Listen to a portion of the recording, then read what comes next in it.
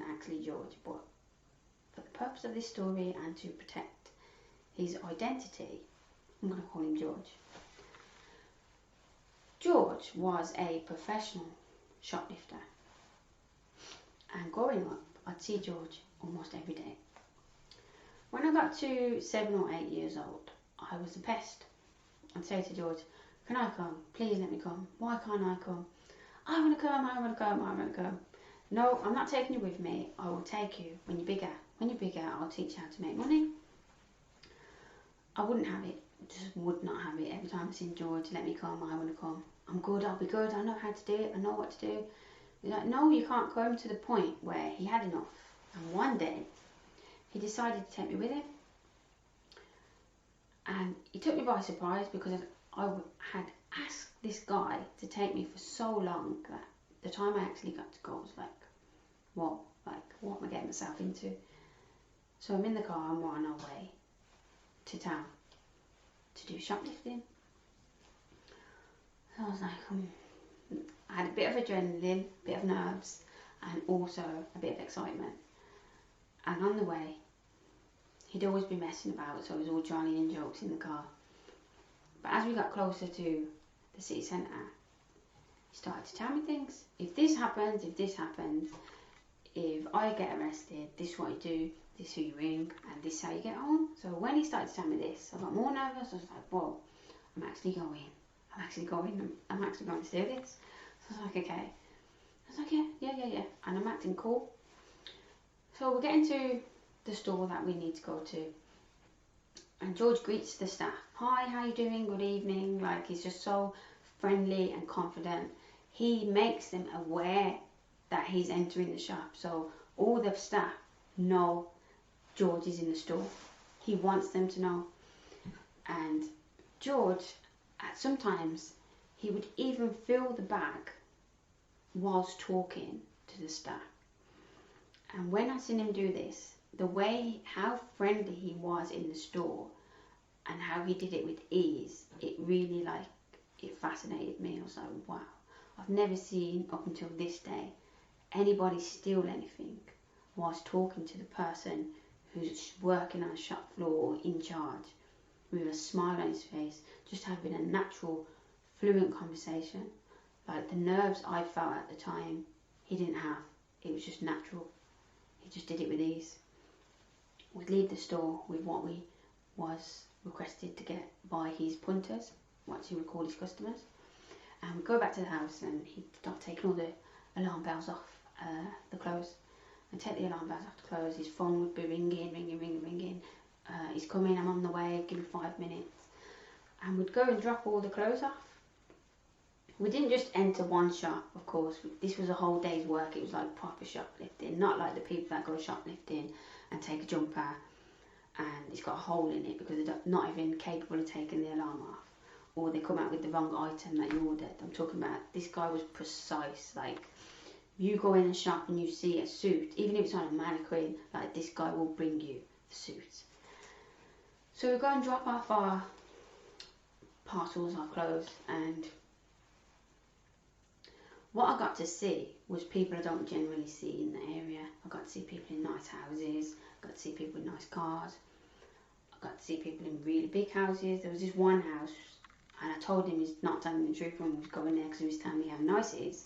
Had gates on, go through the gates into this big long driveway, and you have a house on this side and an additional house on the other side which was a bit smaller. And when I seen this house, I was like, wow, I would just love to live here. Like, if I could live here when I'm older, this is what I want. So it gave me ambition. I was like, wow, because these are things you don't see. Where I'm from, a deprived area, all the houses are on top of each other and everybody knows everybody because everything's in close proximity of itself. And the point of this is how crime, or a criminal mind, is beneficial for living a legitimate life. And when you speak to people, sometimes they'll say, I am who I am because of what I've seen or because of what I've been through. It's like they're a victim of a lifestyle. I don't feel like a victim, because what I've seen has allowed me to be so successful in a legal way, in a legal lifestyle. And when somebody says set a better example to the younger people, this genuinely is the best that you're getting. I'm the best version of myself. Based on my life experiences, I'm the complete opposite to the people I grew up around. I'm the change that I wanted to see. And I feel the reason for that is because I didn't just see the nice side of crime, I got to see the other spectrum. So from a younger age, I saw people smoking drugs. I'm not talking like class B drugs. I saw people smoking class A drugs. And when I say this, I still remember that smell. And if anybody listens to this and has been around class A drugs, there's this toxic smell. And it makes you feel sick. It's like, oh. The first time I smelled this, I was like, OMG, what is this smell? Like, it's disgusting. It smells like tar mixed with other things. But from seeing the entire cycle of crime, made me realise that this life's not for me. No matter what I do in my life, I'm never going to be a part of this life. As a child, it's fascinating because you don't know any different. But when I grew up to realise what life really is about and got to see things that I really wanted, I wanted to get it in the right way, because everyone I saw get it in the wrong way. It didn't last very long. And even if it does last, I genuinely believe that people who are criminals don't have, I wouldn't call it luck, they don't have happiness, and they don't have what they should have.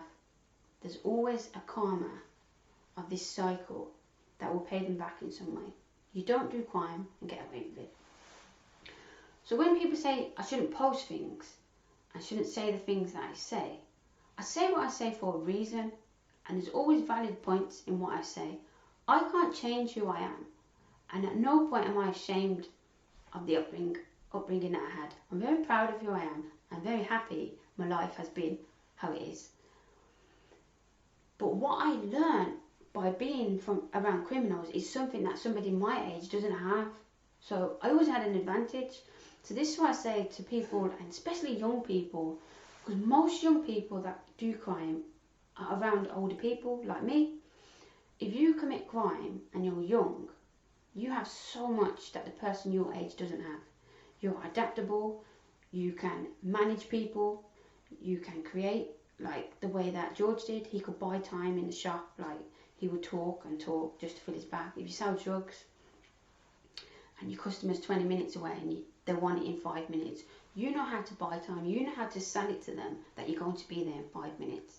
And one way or another, you get the sale. Why do you get the sale? Because you know how to sell it. You know how to sell what you're selling. Or if you get a product that's so good, or even if it's not so good, you know how to sell it. You know how to make it what it should be. These are all skills that you can carry in a legitimate way to make you just as successful as a criminal. And I think, obviously there's always going to be criminals, but the cycle of crime never ends well. I don't know anybody. I know people that are millionaires from crime.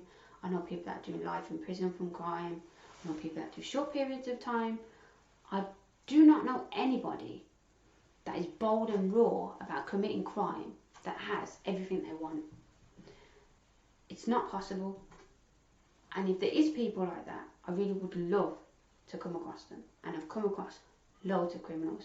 I'm talking from the day I was born to becoming a young teenager, even past that, I was saturated in a life and an upbringing of crime. And you get to see everything, but never ever seen anyone who's genuinely happy or satisfied with what they have, or hasn't received karma, because you have to pay the price for the choices that you make in life. So when I promote stuff or post or say things, I want you to know what I post is a representation of me. I'm successful and I'm not criminal. I represent change. I change. So because I've changed is proof that people like me can also be like me, can also change. In fact, somebody in my position that could hear and follow and look up to me could be better than me, because I'm telling you, this is the truth. I'm telling you that what you have, the criminals that work with you won't tell you this because they need you. They need young people to do the dirty work because they don't want to do the dirty work. So why are you doing the dirty work when you have something a 19-year-old, the average 19-year-old does not have? You could use that in a legitimate way. You should be investing yourself into things that are legal. You've got the internet. There's so many things on the internet that you could do now that I couldn't do when I was young. As soon as I could sell on the internet, I had an eBay account. I was selling on eBay. I was making money on eBay, online. There's just so many things. So the point of my story is criminal minds have a great advantage in life if you live legally. And I believe that crime doesn't pay. And nothing I post is to promote crime, but what I post is real. And what I've currently spoken about is probably not even touching the surface of a life that I have experienced. So this is the best version of me. Every day I'm trying to be a better version of myself and constantly creating a better lifestyle for myself. And anybody can do that. Nobody tells young people that they can be what they want to be.